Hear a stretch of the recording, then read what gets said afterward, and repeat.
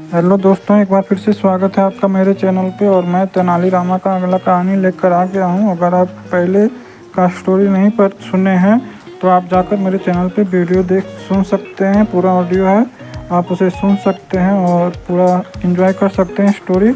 हर story का कोई ना कोई सीख है तेनाली, और उसमें आपको पता चलेगा कि तेनाली रामा कितने चतुर थे और अपने महाराज श्री कृष्ण देव राय के कितने करीब थे। तो अब मैं अगला कहानी लेकर आया हूँ जिसका शीर्षक है संतुष्ट व्यक्ति के लिए उपहार। कहानी कुछ इस प्रकार है।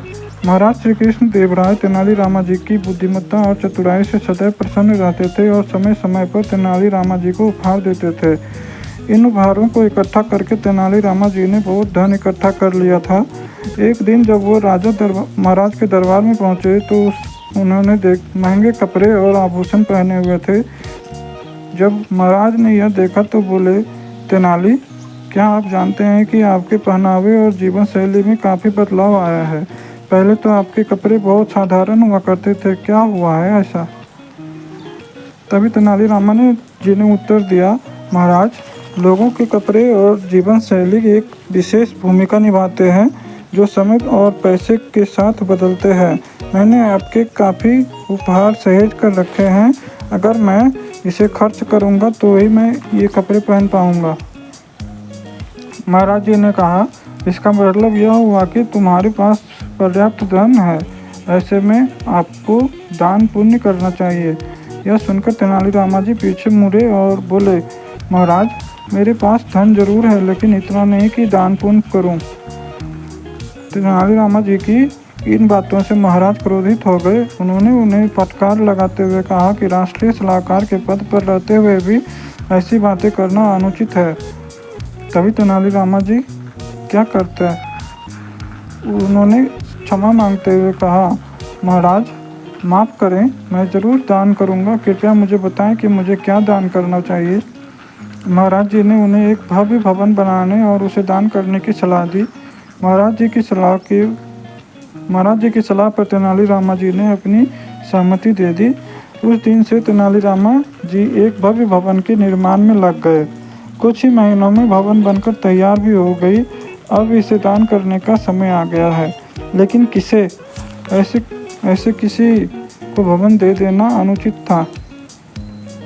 सावधानीपूर्वक विचार करने के बाद तेनाली रामा जी ने इमारत के सामने एक पट्टिका लगा दी जिस पर लिखा था, जो कोई भी अपने पास मौजूद हर चीज़ से खुश है और संतुष्ट है, वही इस भवन को दान में लेने का पात्र है।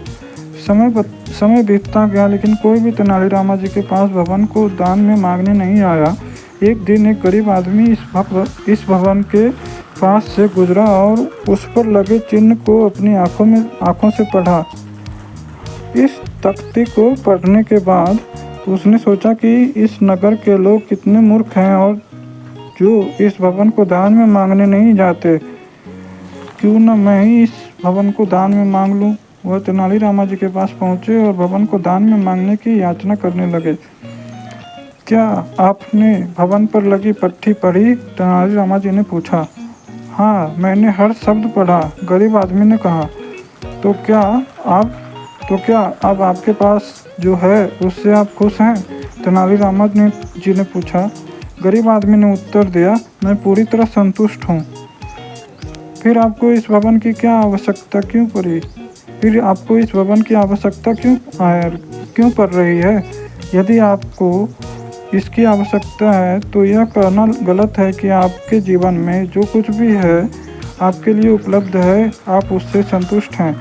ऐसी स्थिति में आप यह भवन दान में पाने के पात्र नहीं हो। तेनाली रामा जी की बात सुनकर वह बेचारा उदास चेहरा लेकर चला गया।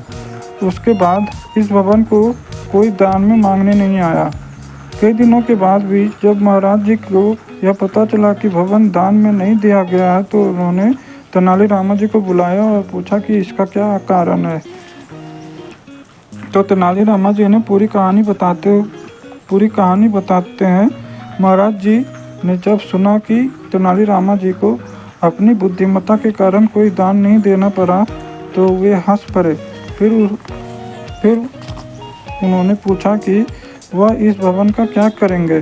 तो तेनालीरामा जी ने कहा, किसी दिन शुभ मुहूर्त देखकर मैं गृह प्रवेश कर लूँगा। अब मैं इसका मतलब कि अब वही उस भवन में रहेंगे। तो यही था यह कहानी। आशा करता हूँ कि आपको ये कहानी अच्छा लगा होगा।